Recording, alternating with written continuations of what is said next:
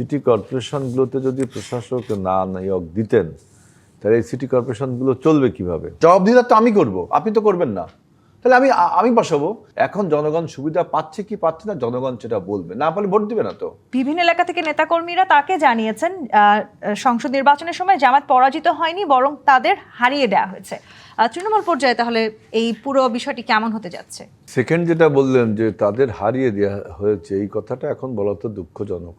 বললে তো আমাদের 24-এর গণ অভ্যুত্থানের যে ঐক্যবদ্ধ শক্তি, আমরা একটা ফ্রি ফেয়ার ক্রেডিবল ইলেকশন করলাম, মানে ডোমেস্টিক্যালি এবং ইন্টারন্যাশনালি যেটার আপনার সুনাম হলো, আমরা সবাই কেউ কিন্তু কিছু বললাম, সবাই আমরা এটা মেনে এবং অ্যাকসেপ্টেবল করলাম যে একটা সুন্দর নির্বাচন হচ্ছে। এখন যদি এইটা বলেন যে হারিয়ে দেওয়া হয়েছে, আমরাও তো এরকম বলতে পারি। বললে কি হবে? বললে নির্বাচনটাই যে স্বচ্ছ হলো না, 24-এর গণ অভ্যুত্থান মিথ্যে হলো, এই জন্য পলিটিক্সে ম্যাচুরিটি অর্জন করতে হয়।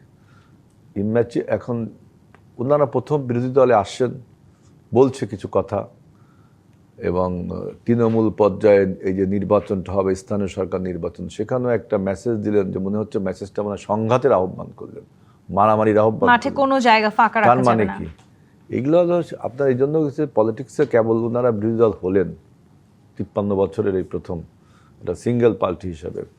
অর্থাৎ কথাবার্তা আরও মানে সুন্দর করে বললে ভালো হয়। আর আপনারা বলছেন যে স্থানীয় সরকার সিটি কর্পোরেশনগুলোতে আমরা প্রশাসক নিয়োগ দিয়েছি। সিটি কর্পোরেশনগুলোতে যদি প্রশাসক না নিয়োগ দিতেন তাহলে এই সিটি কর্পোরেশনগুলো চলবে কিভাবে?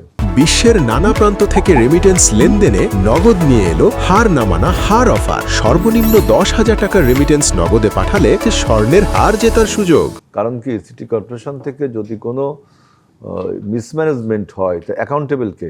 এই সরকার। প্রশাসক থাকুক আর নাই থাকুক, কিছু হলে অ্যাকাউন্টেবল কি সরকার না? এতে করে নাগরিকরা আসলে আদৌ কোনো সহযোগিতা পাচ্ছেন? আপনার প্রশ্নটার উত্তর আপনি নিজে দেন। নাগরিকরা সুযোগ সুবিধা পাবে, নাগরিকদের সুযোগ সুবিধা দেওয়ার জন্য তো এখানে একটা প্রশাসক নিয়োগ করা হয়েছে, এবং বলা হয়েছে যে খুবই শীঘ্রই জুন মাসের পরে মানে নির্বাচন কমিশন ঘোষণাও করেছে। এই পর্যন্ত যত রকম ইনডিসিপ্লিন, যত রকম আপনার নাগরিক সেবা বঞ্চিত হবে, তার জন্য অ্যাকাউন্টেবল কে? কিন্তু যে অভিযোগটি আসলে অন্য দল করছে যে 6 জন প্রশাসকই আসলে বিএনপির দলীয়। না, আমি কাকে দেব? আমি কি জামাতকে নিয়ে বসাবো, নাকি আওয়ামী লীগের নিয়ে বসাবো, নাকি এনসিপি নিয়ে বসাবো? অ্যাকাউন্টেবল করা হবে জামাত হবে।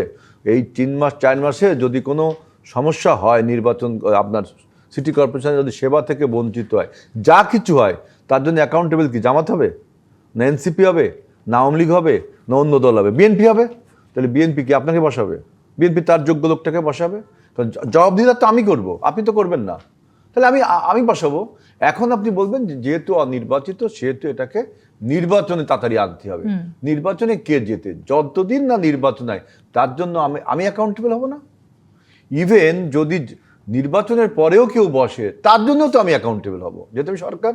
সুতরাং আপনি কথা বললেই তো হবে না। একটা কথা, জনগণ কতটা উপকৃত হবে যেটা বললেন, যখন সিটি কর্পোরেশনগুলো কাজ শুরু করবে, নির্বাচিত প্রতিনিধি এবং এই প্রশাসকরা কাজ শুরু করছে, এখন জনগণ সুবিধা পাচ্ছে কি পাচ্ছে না, জনগণ সেটা বলবে, না পারলে ভোট দিবে না। তো সিটি কর্পোরেশন নির্বাচনটা হবে। কিন্তু সেই দাবিটাই আসলে জামায়াত কিংবা এনসিপি করেছিল যে শুরুতেই কেন এই কাকে আমি বললাম, আমি হাসান তারিক বা অ্যাডভোকেট হাসান তারিক এবং আতিকের কাছে আমার বক্তব্য, আমি জবাবদিহি হব জনগণের কাছে, আমাকে জবাবদিহিতা করতে হবে। তা আমি আপনার লোকটাকে মনোনয়ন দেবো না, আমি আমার যোগ্য লোকটাকে দিব।